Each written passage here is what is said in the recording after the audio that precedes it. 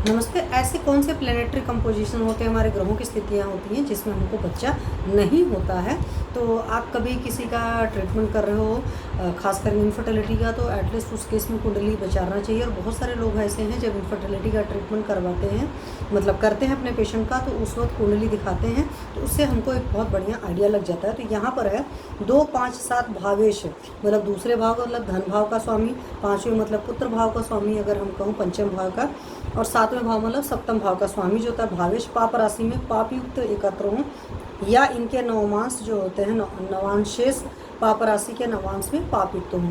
तो अगर दूसरा, पाँचवा, सातवां, आप समझ लीजिए सिंपली सी बात है, इनके लॉर्ड जो होते हैं पाप युक्त कंडीशन में होते हैं, तो उस तरीके से और तीनों इकट्ठा हो जाए तो पक्का सी बात है इनफर्टिलिटी के इश्यूज आ जाते हैं, या पुत्र नहीं पैदा होता है, निसंतानी हो जाता है। द्वादशेश का नवांश यदि अष्टम में हो, पंचमेश क्रूर सस्टेंस में हो, तब पर दूसरी कंडीशन ये है। तीसरी बात है 1, 5 भावेश मतलब फर्स्ट का लॉर्ड, मतलब आपका लग्न लॉर्ड, और पंचम का मतलब फिफ्थ हाउस का लॉर्ड जो है भावेश 6, 8, 12 में हो। तो अगर फिफ्थ हाउस फर्स्ट हाउस का लॉर्ड हो गया, या 5वें हाउस का लॉर्ड जो होता है 6, 8, 12 में चला गया, गुरु नीचगत हो, पंचम में कोई नपुंसक ग्रह जैसे बुध शनि हो, तो वहाँ पर भी निसंतानी होता है।